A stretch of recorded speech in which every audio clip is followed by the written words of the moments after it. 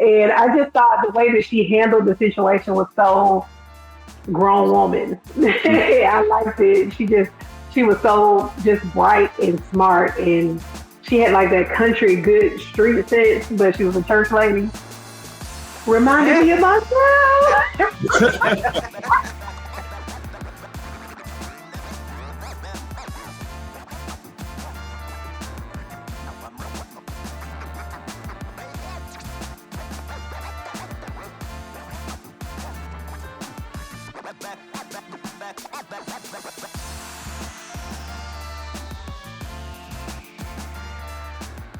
Hey everyone, it's Chris Colston. I'm here with Isaiah Tukes, Kimberly Lake, and Laria Reed, and we are Four Friends and a Book. So Four Friends and a Book is our monthly podcast series where we have a discussion centered around a book that we're reading together, and we meet here for that discussion about that book. So it's kind of a book club, book review, mixed with just table talk amongst friends. So first and foremost, if you haven't already, we need you guys to subscribe. Follow us on all our social media platforms. And also, if you're listening on our podcast services, leave us a review. Hit us up on there as well. We want to hear from you guys, get some good feedback, all that good stuff. And also, we got a new edition of Four Friends. We actually just introduced that, which we're calling the Arthur Spotlight. So check that out as well. We got new content coming out for this season 2. We just want you guys to kind of really follow along with us as we go on this journey of reading books and talking to authors and just having discussions. So let's get right into this book for this month. So again, Four Friends of the Book podcast, we read books, we talk. And so in the fiction genre, for this month, we read the book Deacon King Kong by James McBride. Very good book. It was one of Oprah's book club selection. Kind of set in that 70s time period. Set in Brooklyn, New York. And it just takes you on this.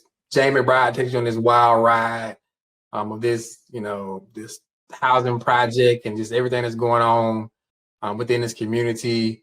Within this neighborhood, and just really a good read for this month. So let's break this book down. Let's get into the discussion about it. So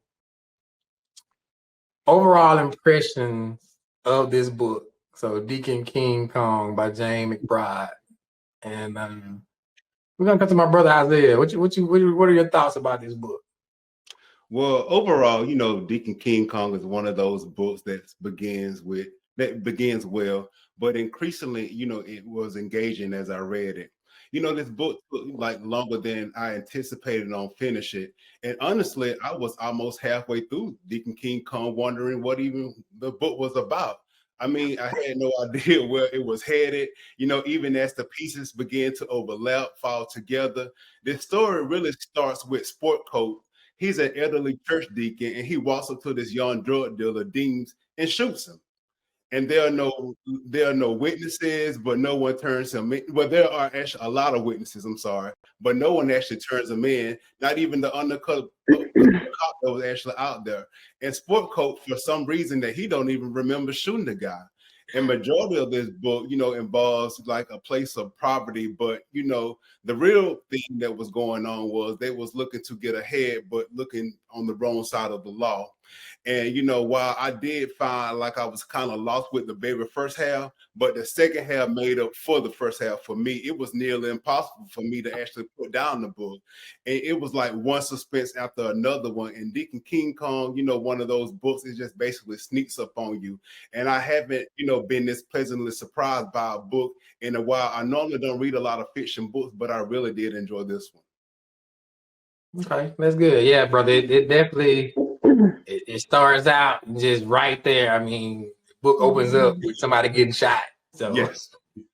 Laria, what were your overall impressions of the book? Well, it was very slow starting. Of course, you had this one big thing, but it's kind of like, okay, are we gonna pick it up? Let's pick it up. Let's keep going. And it kind of slowly snowballs, and then it's like, that kind of thing. Mhm. So I liked it. I thought that it was well written, Mhm. especially when you get to the end, you understand why it was written the way it was. Um, I hate that I didn't get the resolve that I wanted at the end, with knowing where this. Well, are we doing spoiler alerts and all that? We doing? Give it to him. Give it to Um, me. the money from the church, where was that money? I want to know where the money was. And I thought that we were going to find this out, but we don't. That was the biggest thing for me. I was like, well, where was it? Because they kept talking about, I just got to find where my wife put this money. Sport Co was talking about his wife that passed and everything. So I was just more concerned about that than anything in my mind. Of course, Dean's was a drug dealer, so that's what happens. You get shot. But it was kind of, I won't say funny, but to me, it was amazing at how something as simple as one person shooting somebody for no reason could cause all of this. Like, well, what are they trying to do, and what is he doing? And what? But when you're about that life, as we say, you're always paranoid about what's happening in different areas. So what may just be this elderly man just shot this dude because he's a drunk turned into a whole bunch of other scenarios. So I thought it was cool the way I was about to say the actor, like it's a movie, the way the author Mhm. had those different scenarios going, and that was very creative for him to do that. So I Mhm. liked it. That was a good book. Yeah, that's good. And it's funny you actually mentioned like the actor, because I've heard word, I'm not sure where it is in this process, that James McBride is actually planning to turn this into like a TV series or a movie. So there's some potential even turning this book and then taking it to the big screen. So Mhm. Yeah. good. Because in my mind, when I read books, I start putting people, like I make up the way it looks in my head, and I'm all in it because I'm just a imaginatory person. So yeah, there's actors in my head. All right. So Kim, what were your thoughts, overall impressions about Deacon King Kong? I thought, okay, the book started off really slow for me and also confusing. So I usually don't have to do this, but I had to look up a summary and character list because in the first couple of chapters, it's so many like it's so Yes. many Yeah. people and all these different names, and I could not keep track of it. Yes. Mhm. So maybe about midpoint of the book, maybe chapter 9, chapter 10, I started grasping everybody. And once I Mhm. did that, I enjoyed the book. But at first, it just took a while to build. But I thought it Mhm. was a really good book. Like Laria, for me, the ending was lacking because it kind of it doesn't give you like a satisfying ending. It's kind of like Mhm. open ended, and I like a good satisfying ending, especially if I read Mhm. this book or listen to it for 17 hours or something like that. So other than that, Ah, I thought yeah. this book was a good book, and I can really see it being a TV series. So yeah. Mhm. Yeah, that's good. That's good. So I agree with you guys. I thought it was a great book. So I listened on Audible. So again, for those that are listening and viewing, if you hadn't really, you can't turn these pages, like get the Audible app. It makes stuff just easy for you. I mean, you can go listen in the car while you're working out in the gym, while you're doing whatever you're doing, like listen to the book. And even like Maria mentions, like it gives you this visual that you're hearing these words, but you kind of start painting these pictures in your head as well. So I listened on the Audible, and so first of all, I thought the narrator was great. Um, so this book has a whole bunch of characters, and I felt like the narrator did a good job of putting these little twists and accents and inflections throughout the book to really kind of convey the change in characters and the different people. Whether he was getting his little Italian accent or his little um, Mhm. men, women, whatever it was, like he did a good job of really conveying and portraying the character. So I thought that was good. I agree with you guys. Starting off, like Isaiah mentioned, like the book opened up, somebody just gets shot, and then from that point, you're trying to figure out what's going on, how did this happen, and so there is this building process of really trying to lay the foundation of all the characters, all the people that are around, what's going on and what's happening. And so that does take a little time to get to that point. But after that, I think everything comes together. And I think it's really cool how he kind of hops from, different activities, different people throughout the book, their perspective, their vantage points of what's going on with them. But James McBride does a good job of still tying all this stuff back together. And so, the book kind of unfolds and you really get interested and intrigued about what's going on with the individual characters and how everything's playing out. And you kind of get attached to the characters and you kind of want to know what's going on with them. And so I think it was a good book. I agree. It did kind of start off slow, but I think it was necessary to really build and put that foundation to kind of lay out the different characters, the people, and really to let the story unfold. So thought it was a good book, and I thoroughly enjoyed listening to it again on the Audible app. So yeah. So we talk about all these characters within the book, so my boy Deacon King Kong is the main character. My boy Cuffy Lampkin, and everybody got nicknames. Everybody it was a lot of that. So you had real names, you had nicknames. You're trying to keep up with everybody. All these different characters. We talked about Deems being a drug dealer, but so out of the book, who was your favorite character, or if you had to trade places, or took on that persona of a character, who would it be and why? And so we're gonna come to Miss Lake on this question. Favorite character, or if you got to take on that role within the book itself, who would it be and why?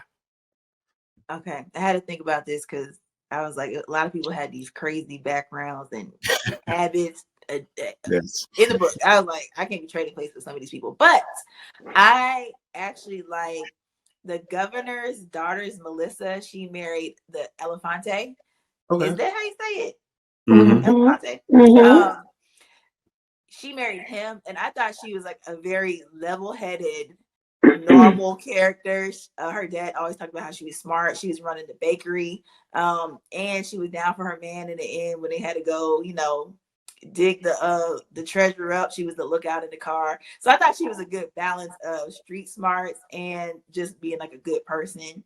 So that's who I would be if I had a chance to be a character in the book. That's a good question. Good answer. She was ride or die. Yeah. She was about that life, but not about that life. Right.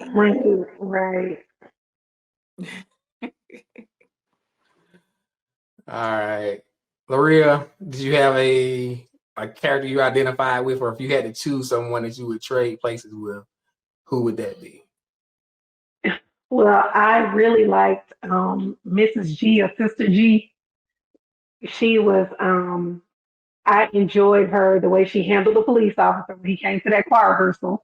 And I love the way everybody said, oh, you need to talk to her. It was kind of like they had their own code going. Nobody had to say, everybody be quiet. She was a spokesperson. She was witty. She was funny. She kept it real, but she never ratted sport coat out. And, they asked for his real name. And she was like, does anybody know that name? And everybody was like, nope. And I just thought the way that she handled the situation was so grown woman. I liked it. She was so just bright and smart, and she had that country good street sense, but she was a church lady. Reminded me of myself. I was like, this is me. I am you. So it's I liked her character. It reminded me of someone I knew. Okay. So yeah. Yeah, that's good. Yeah. So the G was the G. She was an OG for real. She kind of ran the show. Had them quick with it, had those comebacks. And just kind of kept things moving. She didn't rat nobody out, but she still was being up front and really, cared about her church family and the neighborhood and the community. So yeah, she was a good person. Good person.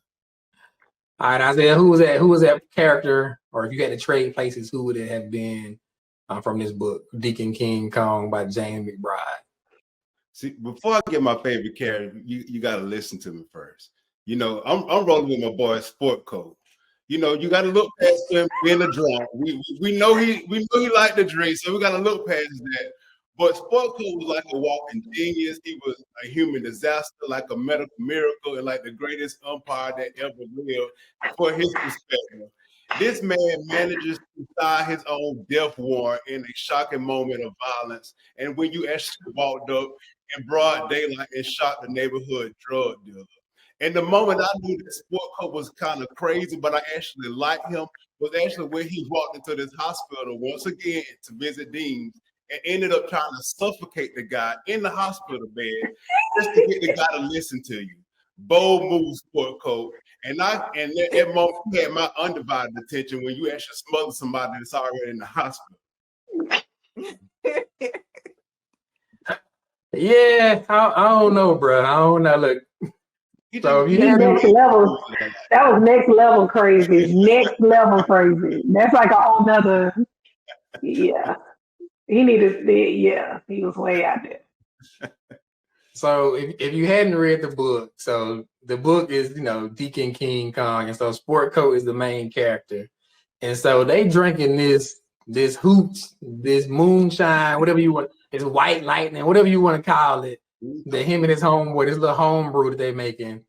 And that's what they called it. They call it King Kong. And so Sport Coat is known as kind of the neighborhood local drunk because he's always drinking this King Kong, and it's put him in there. And, we talked about it to begin with. He shoots Dean, and he don't even remember because he was like, that's how wasted he was. And so he just goes to the neighborhood, does all these things. Like Isaiah mentioned, he all over the place. He has a interesting path, even from a childhood, but it's cool to kind of see how it unfolds. But yeah, bro, I don't know if I could have. Yeah, I don't know. I understand, but I don't understand. So if I had to choose a character to trade places with, I actually would be with my boy Dean. So Dean Clemens, we mentioned it. Right, he wants to be the neighborhood drug dealer. The neighborhood drug dealer. So neighborhood drug dealer, but like extremely smart and extremely intelligent, and kind of one of those situations where we see, even within our own community. I mean, very smart kid, had a bright and promising future, but really becomes kind of a victim of his environment and circumstances. Like he wasn't even really trying to get into the drug game. It was just kind of one of those things out of necessity. I think his cousin kind of introduced it to him. But he was very smart, ran it very professional. I mean, he had a team and a crew. And so you can tell that in any other situation, like he could have excelled, but just due to his circumstances and kind of the environment that he was placed in and feeling that he had to do these things to, really take care of himself, he kind of fell into that lifestyle. But also to see his transition and him to kind of change his life around. I mean, it took him getting shot, and getting shot a few times, and like Isaiah mentioned, getting choked out, and having this near death experience. But he turns his life around, ends up playing baseball, for the minor leagues, and has a promising future. But I really identified with him because I think he's really smart, just a victim of his circumstances, and so I can kind of connect with it. I think we see it often in our community where you have smart kids, but just sometimes the people that they're around or their environment kind of take them down this path that it's kind of hard to turn from. But fortunately for Deems, he was able to kind of recoup, turn around, and change his life around. So I thought that was a good story for me. And so I identify with Deems. If I had to pick anybody, it'll be the neighborhood deep boy. My other side, I'd be the neighborhood deep boy. Okay. So another interesting relationship that kind of or interesting point within the book was Officer Potts and Sister G. Like they had a little they had a little something going on. I don't know what to quite call it. So Laria kind of mentioned it. You know, Sister G is, you know, kind of the staple of the church. I mean, she's actually, if I'm not mistaken, she's the pastor's wife. So she kind of run the church. She's, you know, a focal point. So Officer Potts is kind of a neighborhood officer. He's in his kind of latter stages of, you know, the police career. He's getting ready to retire. He actually grew up in his neighborhood, so he's very familiar, but he's coming back now to kind of ride out his last few years before he retires as a police officer. So him and Sister G, he come back trying to figure out, hey, somebody shot somebody. I'm trying to figure out what happened. And him and Sister G kind of had this little back and forth thing going on. It never went across the line, but you can tell it was something kind of there. I think they were both a little interested. So yeah, what y'all think about that little? I ain't gonna call it an entanglement, but it was something. Like, it was borderline. It was something. They was almost in it. They had an emotional affair. Yeah. Isaiah, so what do you think about this little thing they got going on? Sister G and Officer Potts. Like, what did you, when you start seeing that story unfold? Like, what was in your head? Man, I was thinking like these two like married couples, like, you know, I see that they actually understand each other. You know, Pops meant a lot to them. Like you said, like they told the line, but they never really took it there. Like Laria said, they had like this Love Jones affair. But you know, Pops did try to come and you know, extend the comfort out to, especially when he came out to talk to Sport Code, and Sister G was basically trying to, you know, help them out, and you know, they want to get, you know, really involved in it, but just basically, you know, letting the Sport Code know.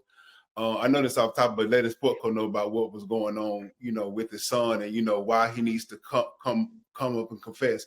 But I see that, you know, like you say, Sister G and Pops, like this love affair, they told the line, but they really didn't go there. But you saw that they had some love interest. Wow. So Kim, you kind of touched on it, but what do you think about this relationship with Sister G and Officer Potts? Like, what was going on? What did you think was going on there? So it was like a jungle fever thing too, because they were different races. So it was kind of like forbidden. And I'm a hopeless romantic, and the way McBride was describing, like he would look at her and it's like she's the most beautiful thing, and I was like, oh, and then I was like, wait a minute, this man is they're married, so right. It was like it was sucking me in, but then I was like, they're married, so this ain't right, but they didn't cross the line, but they was right up on it, so they told it. Yeah, they told it. Look, it sounded like you wanted Sister G and Officer Potts to be together. Like, that's what I'm kind of hearing from you. Is that what you're saying? Yes, but they need to divorce who they with and then become one together. Okay. So, Laria, what are your thoughts on that? I thought that the both of them were very close. If we would have had another chapter, they might have been leaving their spouses or something. Because I was like, if this keeps going, this is about to turn into something else. That's what I was thinking was about to happen, but it didn't. But I just think that they really, like Kim said, it was an emotional affair because they were going back to what I said about her quick wit, and she had somebody that she could box with, mentally. And you know, we always talk about relationships, so that's important. You got to have somebody who can match you when you're talking, you know? So it's like, you smart, I'm smart, but we funny. Oh, boom, boom, boom, boom, boom. We can go back and forth. So that was her. I feel like that gave her what she needed, you know, not physically necessarily, but emotionally. So that was probably what both of them were lacking in their marriages, which caused them to kind of connect on that level. Because, you know, and the attraction, of course, was there, but I think it was more for her. From what I was reading, it seemed like it was more of a emotional thing. So, yeah. I think you have to mention our audience. Look, since we always talk about relationships, if you're not matched, you can match up physically, but if you can't do anything emotionally, and we don't have anything in common talking and all that, yeah. Ain't gonna work. Gotta have some intelligence there. Okay, Reed. Well, we there. I had to go and open the door and just go on and Okay. say it, you know. You Okay, gotta Reed. have that. It's important. Yeah, so I think it was definitely an interesting relationship. So I mentioned earlier, you know, the book is set, I think, in the late '60s, early '70s time period. So again in New York, so kind of in that time period where it's still a little bit taboo to have, you know, these relationships that are outside or like interracial relationships or whatever. So I definitely think Officer Potts wanted some of that brown sugar. Like she caught it, she caught his eye. You wanted it. She definitely caught his eye, and he was finding reason to come back, and it was almost as if like so the G wanted him to come back. Like she wanted to see him, she wanted to talk to him, like she wanted to have these interactions as well. So interesting love story there. You know, again, it's forbidden fruit, something that you probably shouldn't be doing, but they were both intrigued. I think they kind of both connected on an emotional level, and you know, and it didn't quite go there, but you can tell the interest was definitely there. So yeah, It it was was good. headed. It was headed there. It was only like a little bitty little line, like a pinch, and it would have been boom. But, yeah. Yeah. So again, great story throughout the book. So Deacon King Kong by James McBride. If you haven't read it, definitely check it out. It takes you on this journey through this housing project. All these different characters. I mean, you got Pudgy Fingers, Hot Sausage, the governor, Elefante, like all these different people, and it culminates with even my boy Deacon. You know, he don't make it. So if you hadn't read the book, I ain't gonna completely spoil it for you. But you know, he don't make it. But just going this overall journey of all these different characters unfolding throughout this story. Great read, and you guys should definitely check it out. Yeah. So on Four Friends in the Book, you know, we're not just about these books. We talk about current events, relevant topics that may or may not even relate to those books. And so one of the things right now, and it kind of does relate to the book a little bit, you know, we're still in this pandemic life. You know, I think it's lasted a lot longer than anybody has thought or expected. And it's still quite surreal. So in the book, my boy Cuffy, I'm gonna call him Cuffy, but also Deacon King Kong, he has all these different jobs. He an OG. He got all these hustles. You know, he do all these different activities that are kind of keeping him afloat, like these little side jobs and side hustles. But we think about today's time, like the workforce has drastically changed due to the pandemic. You know, a lot of us are still working from home. We're seeing a lot of workforce shortages. You know, we're seeing this great exodus of people, you know, quitting their job. Like, hey, this ain't for me anymore. You know, I want to try something new. I want to do something different.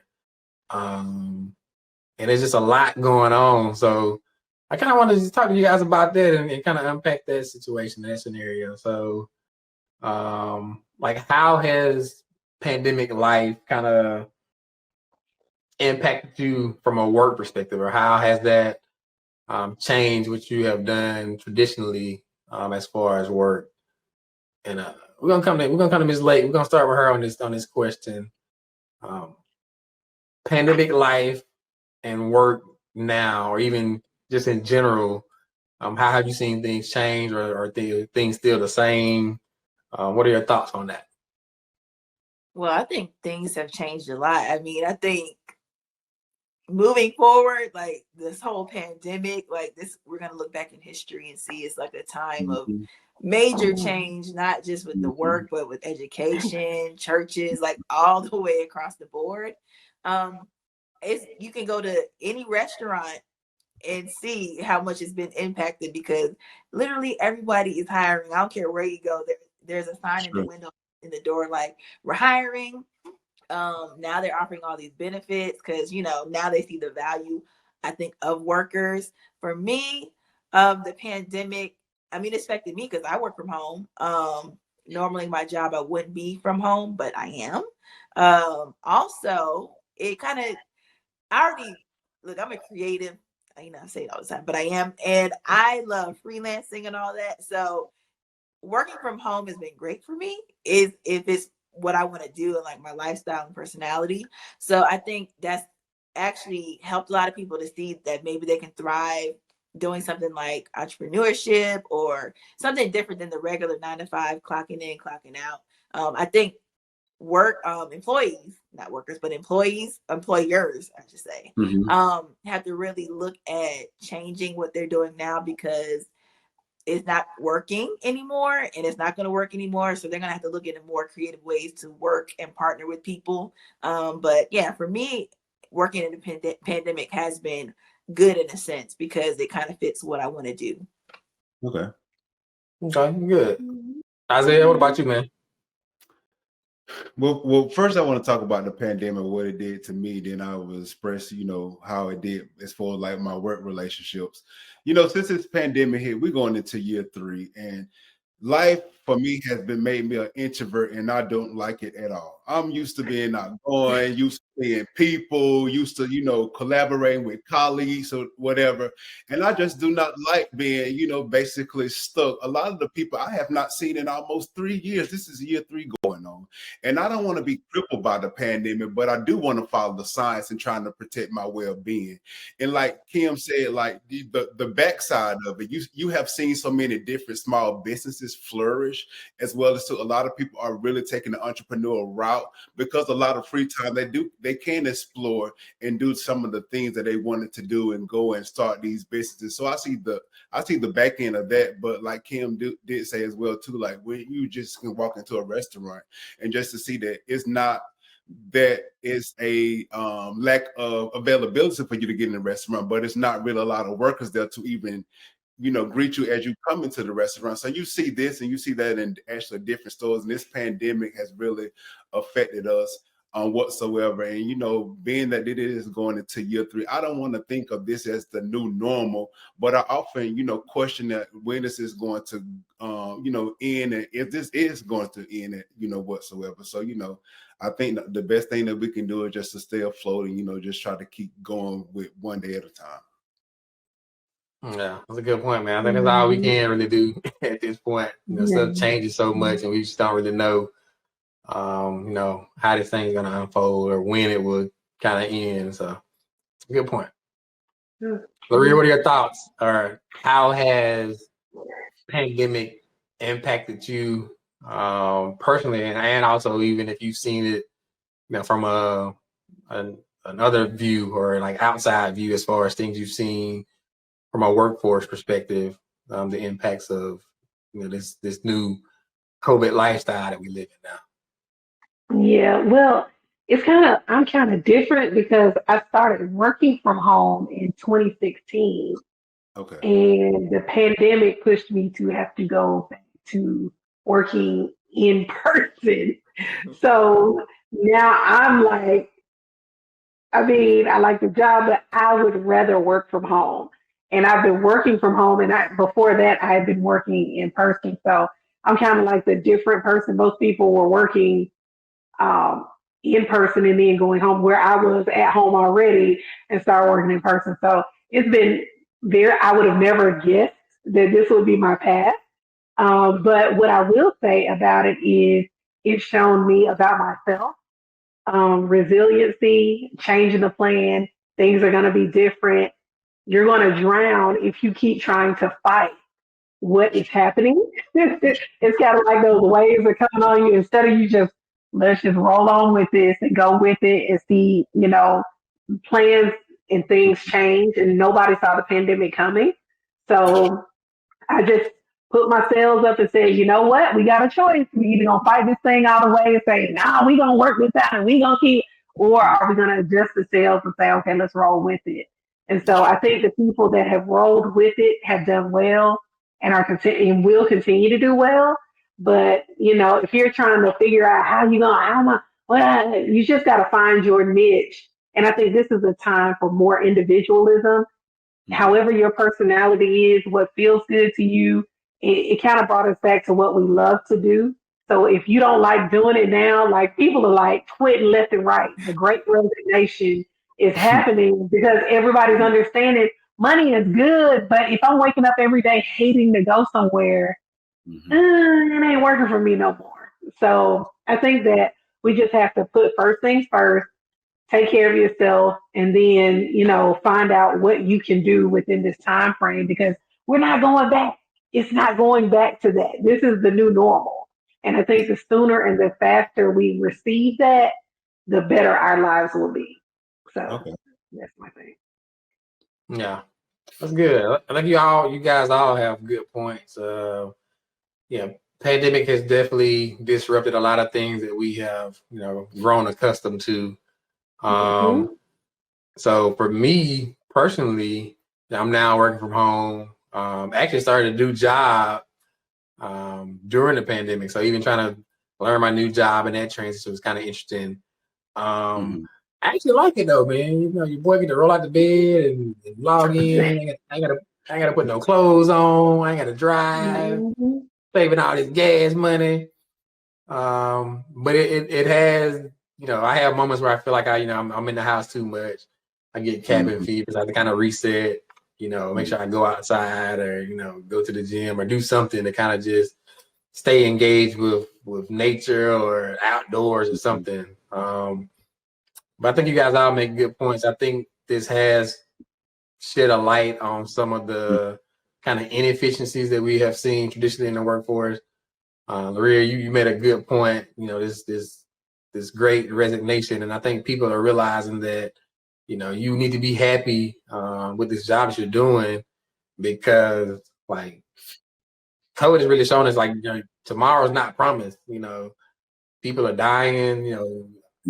Losing family members. There's just so much going on, and so I think people are really understanding that to sacrifice your time for this job that you really hate going to, and that you may not even live to see, this future that you're trying to work towards. I think it's been kind of eye-opening for a lot of people, and so I think that's also have led to this, this great exodus, a great resignation as well, where people are really trying to find things that are better suited for them and their lifestyle and what they kind of really want. So different world, different times. I don't think we would ever go back to what it was. I think there are some advantages to a lot of the remote work. I think there are some things that could be capitalized on in those areas, and I think there's some negative aspects as well. You're not as engaged with people like Isaiah mentioned. You don't get to socialize and interact, and we don't even know what the effects of that may be. So pros and cons on both sides, but like Laria mentioned, like you guys have talked about, we just got to figure it out and take it one day at a time. And that's true. And kind of keep pushing, So it ain't gonna stop because of us. So we got to make it work and find our way. So look, good talk, good discussion, and as always, we're not just about these books on Four Friends in the Book. We talk about relevant topics and current events that may even relate to those books. So again, this month, Deacon King Kong by James McBride, and also just how we've been impacted by work and COVID and all this whole stuff. So yeah, good discussion, guys. I always appreciate y'all input. What y'all got to say. I do want to hear from y'all. So again, if you've been rocking with us for a while, Four Friends in a Book. We talk about books, talk about current events and topics, but we also talk about these things which we call the rant. So we have it each episode, uninterrupted, where we just speaking from the heart. Whatever's on your mind, we don't debate it, we don't contest it. It's a time period, just kind of go and speak. So coming back to my boy, Mr. Rant Man, y'all know who it is. Kill him every episode. We never know what we getting. So 60 seconds, uninterrupted, once again, from Mr. Rant Man himself, Isaiah 2. Brother, the floor is yours. Give it to him. Well, President Biden pledged to nominate a Black woman to the Supreme Court to succeed Justice Stephen Breyer when he retires later this year. and some people have questioned whether Biden's pick would be valid. Biden's candidates are qualified women who deserve the chance and happen to be Black. They have years of experience and multiple degrees between them. And this has nothing to do with affirmative action and everything to do with having the right resume to do the job. And history has shown that out of 115 people, 108 of the justices in the court have been white men. And this says all that needs to be said about the Supreme Court. And before Thurgood Marshall, it was a given that every justice nominated to the Supreme Court was going to be a white male. The court should reflect the diversity of the United States of America. Diversity and inclusion are essential for the long-term success of our nation. And it is right of Biden to have this, to want to actually pick a Black nominee to actually represent the diversity in America. And as we reflect during Black History Month, the list of prestigious nominees are a prime example of becoming part of the system to destroy it. And that's that on that. That's good. That's good, brother. Yeah, I think you made a great point. It's not about affirmative action. It's about having representation and diversity of the courts to represent the people that of our country. And so I think that's a good point. We need representation, not only locally, but also at a federal level as well. And so I think that is a key point that has to take place because we're not all the same. And so we need representation across the board and people that looks like everyone to be in those positions. So good rant, brother. Good rant. So again, Four Friends in the Book podcast, books, current topics, and these rants every episode. And so we thank you guys for rocking with us, continuing to support us. And we got to tell you about what we got coming up next in our book for next month. So Isaiah, go on and give it to him, brother. Hey guys, before we let you go, our next book we're going to discuss is Hill Harper's book called The Conversation. And in the conversation, he talks about, how to actually build long-lasting relationships between men and women. And you don't want to miss this next podcast. Laria, tell the viewers when they can join us. You guys can join us every third Thursday of every month. We'll have new content. We also have author spotlights, so look for those, but every third Thursday of the month. So make sure that you go out, join us with this book, and I'll let Kim tell you the rest of it. And follow us on social media. We're on Facebook and Instagram as Four Friends in a Book. And make sure to subscribe to us on YouTube. All right, guys. As always, we thank you for your support, for joining with us. And let's continue to read. Let's learn. Let's grow. Let's have a discussion here on Four Friends in a Book. Thank you. Thank you.